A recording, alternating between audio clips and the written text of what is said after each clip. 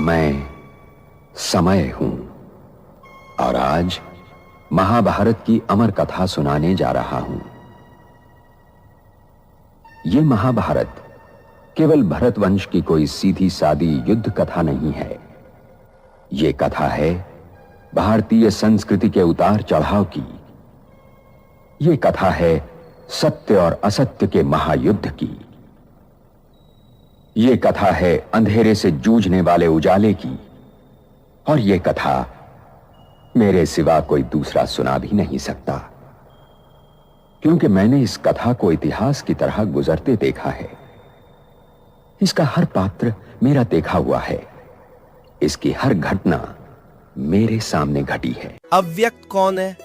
अव्यक्त होना मतलब दो आंखों से ओझल होना नहीं, बल्कि आत्मा के आंतरिक रस का पर्दा डाल देना है। यह समझ वही आत्मा रख सकती है जो कमल की तरह दुनिया में रहते हुए भी खुद को ऊपर उठा चुकी है, अर्थात अंतर में रास को छुपा लेना है। कमल की तरह दुनिया में खिले रहकर अपने रस को भीतर समेट लेना। अव्यक्त के बारे में एक गलत फहमी है कि बहुत लोग समझते हैं कि अव्यक्त होना मतलब है दुनिया से गायब हो जाना, पहाड़ों में चले जाना या देह छोड़ देना। जैसे ब्रह्मा कुमारियां कहती हैं, ममा बाबा देह छोड़कर अव्यक्त हो गए। यह सन्यास है, अव्यक्ता नहीं। यह कायरता है, आत्म प्रकाश नहीं। कमल का फूल क्या करता है? कीचड़ में पैदा होता है, पानी में भीगता है, लेकिन जल उसे छूता नहीं। फिर भी वो मुंह नहीं छिपाता। वो दृश्य होता है, लेकिन अपनी आंतरिक सुगंध से ही कार्य करता है।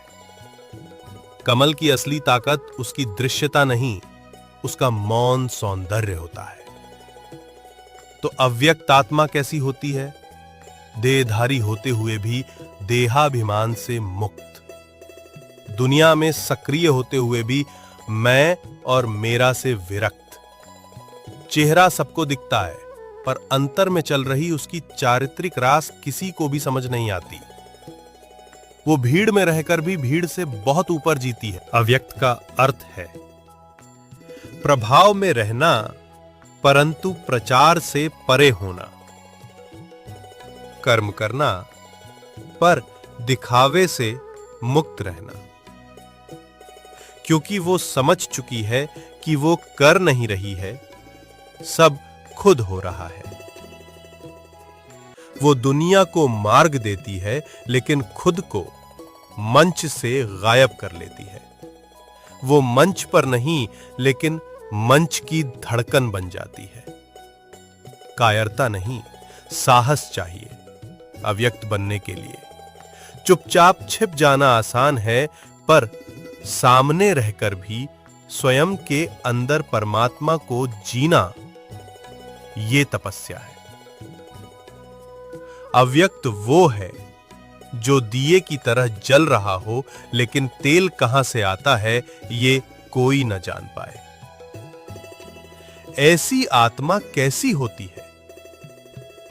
वो बोले तो भी मौन लगे, वो चले तो भी ठहराव दे, वो मिले तो भी कोई दावा न करे। जिसकी चाल, वाणी और दृष्टि में परमात्मा का पद चिन्ह हो, वही सच्चा अव्यक्त है। अव्यक्त बनना मतलब ये नहीं कि तुम दिखो मत, बल्कि ये है कि तुम्हारा अहंकार न दिखे। मैं ही दुर्योधन हूं, मैं ही अर्जुन और मैं ही कुरुक्षेत्र। क्योंकि महाभारत बनते बिगड़ते रिश्तों और रिश्तों के आधार और जीवन सागर को मथकर जीवन के तत्व और सत्य का अमृत काढ़ने की कहानी भी है। और यह लड़ाई हर युग को अपने अपने कुरुक्षेत्र में लड़नी पड़ती है, क्योंकि हर युग के सत्य को वर्तमान असत्य से जूझना पड़ता है। और जब तक मैं हूं, यह महायुद्ध चलता रहेगा और मेरा कोई अंत नहीं। मैं अनंत हूं। इसीलिए यह आवश्यक है कि हर वर्तमान इस कहानी को सुने और गुने, ताकि वो भविष्य के लिए तैयार हो सके।